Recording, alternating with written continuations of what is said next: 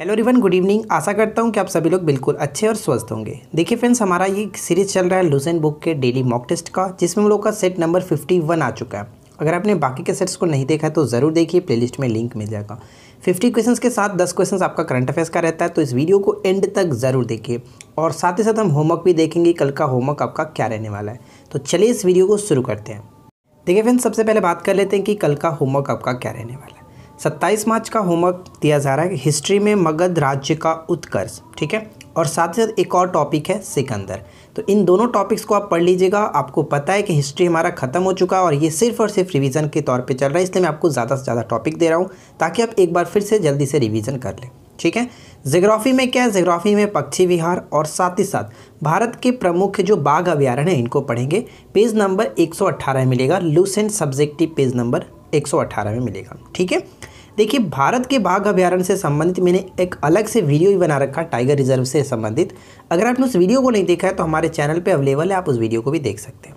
Third points क्या है, third points में पॉलिटी में क्या पढ़ेंगे, नियंत्रक एवं महालेखा परीक्षक, साथ ही साथ संचित और आकस्मिक निधि को पढ़ेंगे। पेज नंबर 167 में देखने को मिलेगा, ठीक है। फिजिक्स स्टार्ट हुआ है, फिजिक्स में गुरुत्वाकर्षण, पेज नंबर 194 को पढ़िएगा और यहाँ से कई सारे क्वेश्चन पूछे जाते हैं, तो ये इंपॉर्टेंट टॉपिक बन जाता है। काफ़ी दिनों से इकोनॉमिक्स चल रहा था, करंट अफेयर्स हमारा खत्म हो चुका है, तो अब हम यहाँ पे एक बार रिवीजन कर लेते हैं। करंट अफेयर्स में आपको दे रहा हूँ दिसंबर 2020 के करंट अफेयर्स को आप अच्छे से एक बार फिर से रिवीजन कर लीजिएगा, क्योंकि ये इंपॉर्टेंट है, ठीक है। तो ये रहने वाला है कल का होमवर्क। चलिए अब आज की इस वीडियो को शुरू करते हैं। देखिए फर्स्ट क्वेश्चन क्या कह रहा है, गौतम बुद्ध के प्रथम गुरु अलार कलाम, जिनसे गौतम बुद्ध ने सांख्य दर्शन की शिक्षा ग्रहण की थी, उनका संबंध था। जल्दी जल्दी क्वेश्चन का राइट आंसर कमेंट्स करते चलिए, ठीक है। क्या होगा सही आंसर? इस क्वेश्चन का करेक्ट आंसर हो जाता है ऑप्शन बी, वैशाली से संबंध उनका था, यानी अलार कलाम का संबंध वैशाली से था, ठीक है। आपको पता है कि अलार कलाम जो थे इनके प्रथम गुरु थे, लेकिन अगर क्वेश्चन पूछ ले कि दूसरे गुरु कौन थे, तो दूसरे गुरु का नाम याद रख सकते हैं रुद्रक रामपुत, और जिनका संबंध राजगीर से था। ये चीज़ ध्यान में रखिएगा। चलिए सेकेंड क्वेश्चन देखते हैं। सेकेंड क्वेश्चन है कि बौद्ध धर्म में धर्मचक्र परिवर्तन का अर्थ क्या है?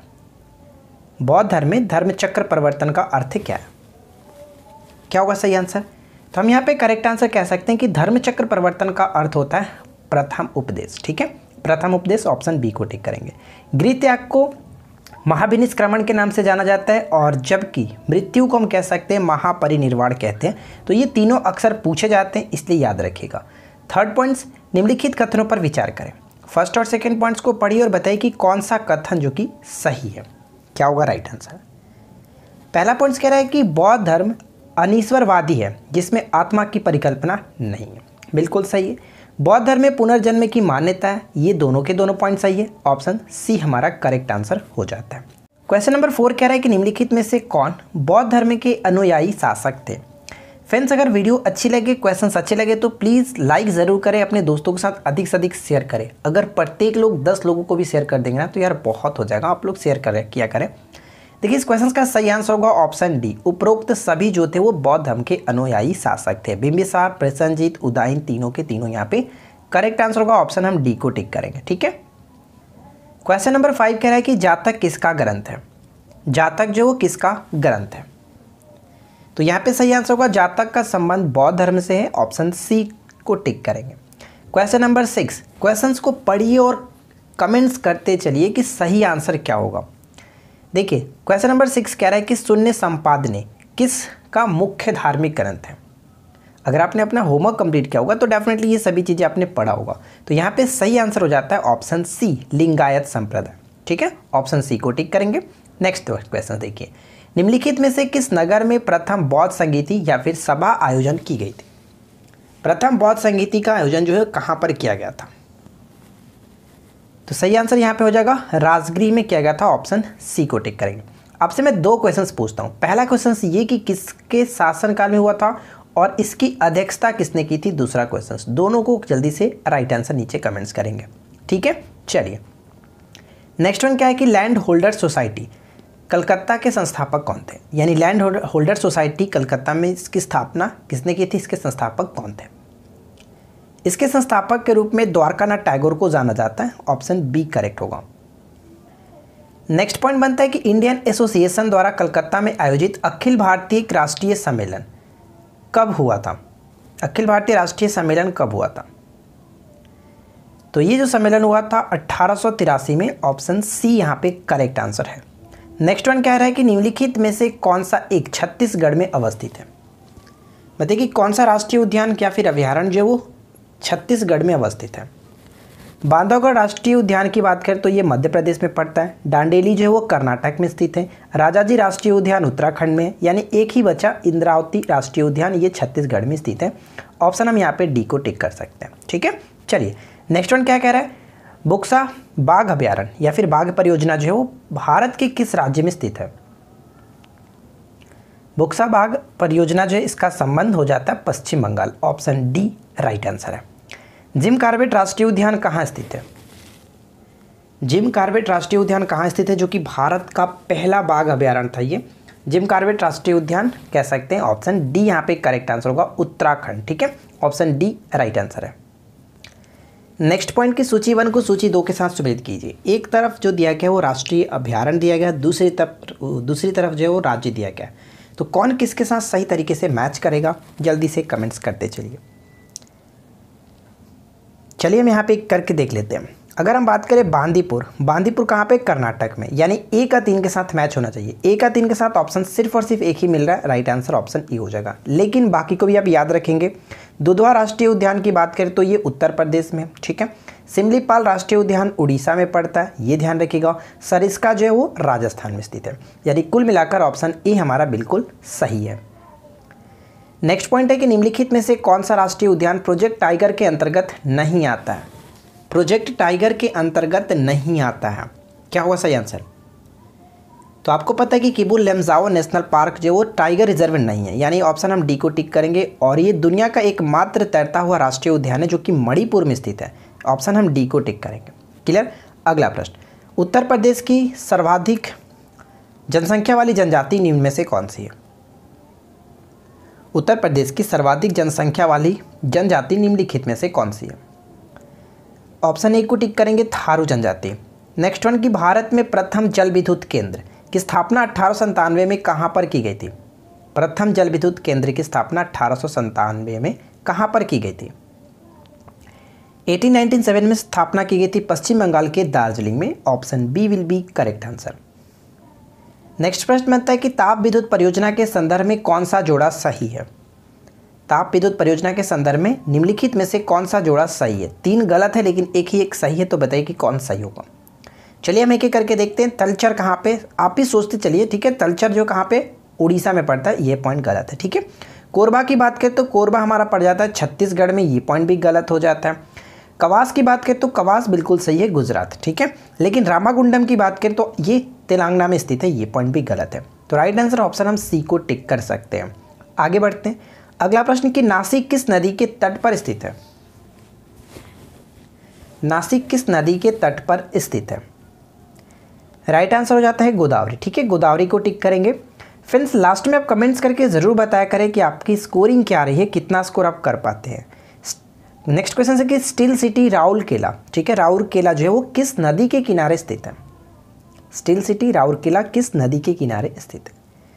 इस क्वेश्चन का करेक्ट आंसर होगा ब्राह्मणी नदी के किनारे अवस्थित है, बी को टिक करेंगे। अगला प्रश्न देखिए, राज्यसभा के सदस्य चुने जाते हैं, राज्यसभा के सदस्य जो वो चुने जाते हैं कितने वर्षों के लिए? 6 वर्षों के लिए चुने जाते हैं। ऑप्शन सी करेक्ट है। नेक्स्ट पॉइंट कि राज्यसभा के 1/3 सदस्य प्रत्येक कितने वर्ष के पश्चात सेवानिवृत्ति हो जाते हैं तथा नए 1/3 सदस्य उनका स्थान लेते हैं? और ये काफ़ी अच्छा क्वेश्चन है, बहुत ज़्यादा इंपॉर्टेंट है, इसको आप याद रखिएगा, ठीक है। तो 1/3 सदस्य प्रत्येक कितने वर्ष पे? तो प्रत्येक 2 वर्ष पे 1/3 सदस्य का सेवानिवृत्त होते हैं और उतने ही सदस्य उनका स्थान ग्रहण करते हैं। तो ये चीज़ ध्यान रखिएगा। चलिए नेक्स्ट क्वेश्चन क्या है कि लोकसभा तथा राज्यसभा में गणपूर्ति यानी कि कोरम की संख्या कितनी होती है? और ये क्वेश्चन बहुत बार रिपीट हुआ है, तो आप इसको अच्छे से ध्यान रखिएगा। देखिए लोकसभा तथा राज्यसभा दोनों के लिए कोरम के जो है वो कुल सदस्य संख्या का 1/10वां भाग, ठीक है। तो ऑप्शन हम यहाँ पे सी को टिक कर सकते हैं। अगर हम उसी तरह से बात करें कि लोकसभा में कोरम के लिए सदस्यों की संख्या कितनी होनी चाहिए, तो कुल सदस्यों की संख्या का 1/10 यानी कि यहाँ पे 55 हो जाएगा।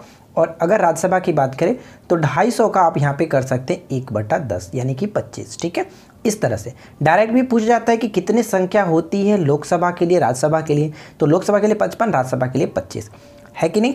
चलिए अगला प्रश्न, नेक्स्ट क्वेश्चन यही कह रहा है कि राज्यसभा में गणपूर्ति के लिए निर्धारित संख्या कितनी है। जस्ट मैंने आपको बता दिया कि राज्यसभा के लिए गणपूर्ति के लिए निर्धारित संख्या कितनी होनी चाहिए, 25 होनी चाहिए, ऑप्शन ए करेक्ट होगा। नेक्स्ट वन क्या कह रहा है, राज्यसभा को भंग करने का अधिकार किसे प्राप्त है। तो ध्यान रखिएगा, राज्यसभा को भंग करने का जो अधिकार प्राप्त है वो किसी को भी नहीं है। राज्यसभा कभी भंग नहीं होती है, एक स्थायी सदन, यानी हम ऑप्शन डी को टिक करेंगे, इनमें से कोई नहीं, है कि नहीं, ऑप्शन डी करेक्ट होगा। अब बताइए राइट आंसर इसका क्या होगा। निम्न में से मतदाता संख्या की दृष्टि से देश का सबसे बड़ा लोकसभा निर्वाचन क्षेत्र कौन सा है। सबसे बड़ा बताना है कि लोकसभा निर्वाचन क्षेत्र कौन सा है। तो ध्यान रखिएगा, आंध्र प्रदेश का मलकागिरी जो है वो यहाँ पे कह सकते हैं मतदाता संख्या की दृष्टि से सबसे बड़ा लोकसभा निर्वाचन क्षेत्र है। अगर यहीं पे क्वेश्चन थोड़ा सा पलट करके पूछ देता कि सबसे छोटा लोकसभा निर्वाचन क्षेत्र कौन सा है मतदाता संख्या की दृष्टि से, तो वहाँ पे लक्षद्वीप हो जाता। ठीक है, लक्षद्वीप। फिलहाल राइट आंसर यहाँ पे ऑप्शन डी को टिक करेंगे। नेक्स्ट वन कह रहा है कि लोकसभा का चुनाव लड़ने के लिए इच्छुक व्यक्ति की न्यूनतम आयु कितनी होनी चाहिए। लोकसभा का चुनाव लड़ने के लिए किसी भी व्यक्ति को न्यूनतम आयु सीमा कितनी होनी चाहिए। तो लोकसभा के लिए 25 वर्ष होनी चाहिए, राज्यसभा के लिए 30 वर्ष होनी चाहिए। ठीक है, अगला प्रश्न, बल गुणनफल होता है, बल जो वो किसका गुणनफल है। तो आपको पता है कि न्यूटन के गति के प्रथम नियम से बल की परिभाषा मिलती है, जबकि न्यूटन के गति के दूसरे नियम से हमें बल का व्यंजन प्राप्त होता है। और बल के व्यंजन में आपको पता है कि जो बल होता है वो कह सकते हैं कि द्रव्यमान और त्वरण का गुणनफल होता है, F बराबर ma होता है। ठीक है, तो द्रव्यमान और त्वरण का गुणनफल है, ऑप्शन बी यहाँ पे सही होगा। नेक्स्ट क्वेश्चन की, जब कोई व्यक्ति चंद्रमा पर उतरता है तो उसके शरीर में उपस्थित होती है, बताइए किस तरह से परिवर्तन होगा, क्या होता है, क्या बताइए।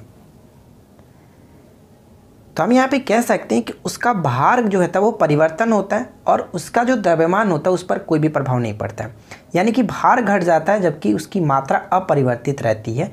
ऑप्शन हम बी को टिक करेंगे। ठीक है, चलिए नेक्स्ट पॉइंट है कि यदि हम भूमध्य रेखा से ध्रुवों की ओर जाते हैं तो जी का मान क्या होगा। भूमध्य रेखा से ध्रुवों की ओर जाते हैं तो जी का मान क्या होगा। ध्यान रखेंगे, अगर भूमध्य रेखा से हम लोग ध्रुव की ओर जाएंगे तो जी के मान का जो कि वृद्धि होता है। इसको याद रखने के लिए छोटा सा तरीका आप याद रख सकते हैं, अधकवि। मैं आपको कई बार इसके बारे में बता चुका हूँ, अधकवि आप याद रखिए। अब इसको हम समझते हैं कैसे। देखिए, अध का मतलब हम जा सकते हैं कि अधिक होता है ध्रुव पर। ठीक है, अधिक होता है ध्रुव पर, और क का मतलब कम होता है विषुवत रेखा पर। तो इस तरह से आप याद रख सकते हैं। क्लियर, चलिए नेक्स्ट क्वेश्चन कह रहा है कि पानी से भरी डाट लगी बोतल जमने पर टूट जाएगी, क्योंकि। इसका कारण क्या है, और ये हाल ही में एग्जाम्स में पूछा गया था। तो ध्यान रखेंगे, इसका कारण ये होता है कि जब पानी जमता है तो उसका आयतन वृद्धि होता है, आयतन बढ़ जाता है, यानी कि जमने पर जल का आयतन बढ़ जाता है। इस कारण से जो बोतल होता है वो जमने पर टूट जाती है। Right answer will be option C. Clear, अगला प्रश्न, आधुनिक आवर्त सारणी में तत्वों को व्यवस्थित किया गया। आधुनिक आवर्त सारणी मोसले के द्वारा बनाई गई है, आपको पता है। और तत्वों को व्यवस्थित जो किया गया वो बढ़ते हुए परमाणु संख्या पर किया गया, जबकि मेंडलीफ ने जो स्टार्ट किया था आवर्त सारणी का निर्माण किया था उसमें क्या किया था कि बढ़ते हुए परमाणु द्रव्यमान के अकॉर्डिंग सजाया गया था। लेकिन अब मोसले के द्वारा आधुनिक आवर्त सारणी तैयार की गई और इसमें बढ़ते हुए परमाणु संख्या के आधार पर सजाया गया, यानी डी को टिक करेंगे। नेक्स्ट क्वेश्चन की, अग्निशमन में कौन सी गैस प्रयुक्त होती है। अग्निशमन में कौन सी गैस प्रयुक्त होती है। तो right answer will be option B, carbon dioxide. ठीक है, carbon dioxide CO2 correct answer होगा। नेक्स्ट पॉइंट, निम्नलिखित में से कौन सा एक जिप्सम का रासायनिक सूत्र है। बताइए कि जिप्सम का रासायनिक सूत्र है जो सीमेंट में एक घटक संगठक है। तो जिप्सम का सूत्र क्या होता है। जिप्सम कह सकते हैं कि कैल्शियम सल्फेट होता है। ठीक है, CaSO4 × 2H2O यहाँ पे करेक्ट आंसर होगा। ऑप्शन हम बी को टिक करेंगे। क्लियर, अगला प्रश्न, मानव शरीर में सबसे छोटी अंतःस्रावी ग्रंथि कौन सी है। मानव शरीर की सबसे छोटी अंतःस्रावी ग्रंथि के रूप में किसे जानते हैं, और वो ग्रंथि है पीयूष ग्रंथि। ठीक है, पिट्यूटरी ग्लैंड के नाम से जाना जाता है, मानव शरीर की सबसे छोटी ग्रंथि के रूप में जानते हैं। ऑप्शन हम सी को टिक करेंगे। नेक्स्ट क्वेश्चन क्या है कि अपोहन, जिसको इंग्लिश में डायलिसिस कहा जाता है। ठीक है, डायलिसिस और हिंदी में अपोहन का प्रयोग किस क्रिया को पूरा करने के लिए होता है। जो रक्त का शुद्धिकरण किया जाता है उसी प्रक्रिया को हम लोग अपोहन या फिर डायलिसिस कहते हैं। और इस किस क्रिया को पूरा करने के लिए तो वृक्क, यानी ऑप्शन हम डी को टिक करेंगे, वृक्क। नेक्स्ट क्वेश्चन की नॉकआउट शब्द किस खेल से संबंधित है? नॉकआउट शब्द किस खेल से संबंधित है? फ्रेंड्स, अगर आपने मॉर्निंग वाली जो वीडियो हमारी क्राउन भी स्टार्ट हो चुकी है, क्राउन ऑब्जेक्टिव बुक मैंने स्टार्ट किया, अगर आपने उस सुबह की वीडियो को नहीं देखा है तो ज़रूर देख लीजिएगा। और कोशिश करूँगा इस वीडियो के नीचे डिस्क्रिप्शन में लिंक दे दूँ, या अगर आपको लिंक नहीं मिले तो आप जाकर के प्लेलिस्ट या फिर वीडियो को चेक कर सकते हैं। ठीक है, तो नॉकआउट शब्द का प्रयोग हम लोग करते हैं मुक्केबाजी में, ऑप्शन ए करेक्ट होगा। नेक्स्ट पॉइंट की सुधीरमन कप किस खेल से संबंधित है? सुधीरमन कप किस खेल से संबंधित है? तो ध्यान रखिएगा, सुधीरमन कप का संबंध हो जाता है बैडमिंटन से, option D will be correct answer. Next one, Lavani किस राज्य का प्रसिद्ध लोक नृत्य है? लावनी जो है वो किस राज्य का प्रसिद्ध लोक नृत्य है? देखिए, इस क्वेश्चन का सही आंसर होगा लावनी का संबंध हम कह सकते हैं महाराष्ट्र से। तमाशा भी महाराष्ट्र से संबंधित है, लावनी महाराष्ट्र से संबंधित है। दैतादैत सिद्धांत के प्रवर्तक कौन है? दैतादैतवाद जो है आपको पता होगा, सिद्धांत के प्रवर्तक कौन है? तो दैतादैतवाद हम यहाँ पे कह सकते हैं, राइट आंसर होगा निम्बार्काचार्य, ऑप्शन डी को टिक करेंगे। ठीक है, अगर हम यहाँ पे बात करें जो रामानुचार्य की बात करें तो रामानुचार्य का संबंध आपको पता होगा विशिष्ट दैतावाद से। ठीक है, और जबकि अगर हम यहाँ पे माधवाचार्य की बात करें तो माधवाचार्य का संबंध दैतवाद से था। ठीक है, दैतवाद, और एक होता है शुद्ध दैतवाद, तो शुद्ध दैतवाद का विष्णु स्वामी, ये चीज़ आपको याद रखना है। चलिए, और शंकराचार्य के अदैतवाद आपको पता होगा। नेक्स्ट क्वेश्चन, अगला प्रश्न ये कह रहा है कि यहाँ पे सॉरी सी नहीं होगा, बुलंद दरवाजा जो कहाँ स्थित है? बुलंद दरवाजा कहाँ स्थित है? तो अकबर के द्वारा यह निर्माण कराया गया था फतेहपुर सिकरी में, डी यहाँ पे करेक्ट आंसर होगा। अब यहाँ पे करंट अफेयर्स की बात करते हैं। पहला क्वेश्चन की 2020 से 21 सैयद मुश्ताक अली ट्रॉफी का खिताब किसने जीता? क्रिकेट से संबंधित ये ट्रॉफी है और इसके विजेता हाल ही में रहा तमिलनाडु। 2020-21 के लिए तमिलनाडु ने ये जीता है। नेक्स्ट क्वेश्चन की किस राज्य में भारत का पहला परागणकर्ता पार्क, पॉलिनेटर पार्क का उद्घाटन किया गया? तो इसका उद्घाटन किया गया कहाँ पे? राइट आंसर होता है उत्तराखंड। ठीक है, उत्तराखंड, ऑप्शन सी को टिक करेंगे। कुछ पॉइंट्स में नोट डाउन किया, पढ़ सकते हैं कि उत्तराखंड राज्य के हल्द्वानी में 4 एकड़ की जगह में तितलियां, मधुमक्खियों, पक्षियों और कीटों की 40 प्रजातियों के साथ साथ देश का पहला परागणकर्ता पार्क स्थापित किया गया। ठीक है, अगला प्रश्न, झांसी रेलवे स्टेशन का नाम बदल करके क्या रखा गया? झांसी रेलवे स्टेशन का नाम बदल करके क्या रखा गया? सही आंसर होता है वीरांगना महारानी लक्ष्मीबाई रेलवे स्टेशन रखा गया, सी को टिक करेंगे। नेक्स्ट पॉइंट की किस राज्य ने युवाओं को आत्मनिर्भर बनाने के लिए लॉन्च पैड योजना शुरू की है? लॉन्च पैड योजना शुरू की है। कल सैटरडे है, आपको पता है कि सैटरडे के दिन हम लोग करंट अफेयर्स की बात करते हैं, तो कल आपका करंट अफेयर्स का वीडियो आएगा। ठीक है, और बाकी के वीडियो अगर आपने नहीं देखा करंट अफेयर्स का तो ज़रूर देख लीजिएगा। देखिए, अगर हम बात करें कि युवाओं को आत्मनिर्भर बनाने के लिए लॉन्च पैड योजना स्टार्ट की गई है मध्य प्रदेश के सरकार के द्वारा, ऑप्शन हम ए को टिक करेंगे। नेक्स्ट क्वेश्चन की किस देश में दुनिया की पहली हॉस्पिटल ट्रेन लाइफलाइन एक्सप्रेस बनाकर इतिहास रचा है? लाइफलाइन एक्सप्रेस बनाकर के इतिहास रचा है, और सही आंसर होता है भारत। क्लियर, ऑप्शन बी को टिक करेंगे, भारत। नेक्स्ट वन क्या कह रहा है कि प्रधानमंत्री नरेंद्र मोदी ने प्राकृतिक गैस पाइपलाइन का उद्घाटन किया जो कि केरल के कोच्चि को कर्नाटक के किस शहर से जोड़ेगी? केरल के कोच्चि को कर्नाटक के किस शहर से जोड़ेगी? तो कर्नाटक के मैंगलोर को जोड़ेगी, ऑप्शन हम ए यहाँ पे करेक्ट आंसर है। अगला प्रश्न कि किस देश ने फतह 1 नामक स्वदेशी रूप से विकसित guided multi launch rocket system का परीक्षण सफलतापूर्वक आयोजित किया? सफलतापूर्वक किया फतह 1। तो फतह 1 जो किया गया किसके द्वारा? तो करेक्ट आंसर यहाँ पे होता है पाकिस्तान। ठीक है, फतह 1 पाकिस्तान के द्वारा किया गया। नेक्स्ट पॉइंट की पूर्व केंद्रीय मंत्री माधव सिंह सोलंकी जिनका हाल ही में निधन हो गया, वे किस राज्य के पूर्व मुख्यमंत्री भी रहे हैं? पूर्व मुख्यमंत्री रह चुके हैं गुजरात के, ए को टिक करेंगे, गुजरात।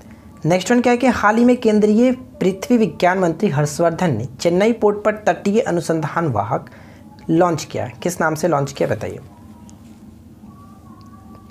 सागर अन्वेषिका नाम से लॉन्च किया गया, डी यहाँ पे बिल्कुल सही आंसर होगा। चलिए कुछ पॉइंट्स हम यहाँ पे पढ़ लेते हैं इससे संबंधित। देखिए यहाँ पे क्या है कि केंद्रीय पृथ्वी विज्ञान मंत्री हर्षवर्धन ने चेन्नई बंदरगाह पर तटीय अनुसंधान वाहक सागर अन्वेषिका का जलावरण किया। इस वाहन का प्रयोग, ठीक है, इस वाहन का प्रयोग कह सकते हैं तटीय और अपतटीय जल दोनों के पर्यावरण अनुक्रमण और बाथिमेट्रिक का मतलब क्या होता है कि पानी के नीचे की सुविधाओं को मैप करने के लिए किया जाएगा। ठीक है, चलिए नेक्स्ट पॉइंट है कि 16वें प्रवासी भारतीय दिवस के अवसर पर मोदी इंडिया कॉलिंग 2021 नामक एक कॉफ़ी टेबल बुक जारी की गई है। यह पुस्तक किसका विचार है? तो यहाँ पे सही आंसर होगा विजय जॉली, ऑप्शन हम सी को टिक करेंगे। और मैंने आपको इससे पहले बताया था कि गांधी जी के 150वीं जयंती के उपलक्ष्य में कॉफ़ी टेबल बुक जारी किया गया था, उसका नाम क्या था? बापू द अनफॉरगेटेबल। ठीक है, मनीष सिसोदिया के द्वारा जारी किया गया था, तो ये चीज़ ध्यान में रखिएगा। तो फिलहाल देखिए फ्रेंड्स, हम लोगों ने 50 क्वेश्चंस कवर किया। आई होप कि आप लोगों को वीडियो अच्छी लगी होगी। नीचे कमेंट्स करके बताइए कि आउट ऑफ 50 से आपकी स्कोरिंग क्या रही। छोटा सा क्वेश्चन क्यूज का भी है, जल्दी से कमेंट्स करके राइट आंसर नीचे कमेंट्स कर दीजिए। क्या होगा सही आंसर? निम्नलिखित में से कौन सा शहर गंगा नदी के तट पर स्थित नहीं है? ठीक है, ध्यान रखिएगा, नहीं है बात की जा रही है, क्या होना चाहिए सही आंसर। तो फ्रेंड्स हम मिलते हैं किसी और वीडियो में नेक्स्ट टॉपिक के साथ। Thanks for watching, keep learning, have a good day.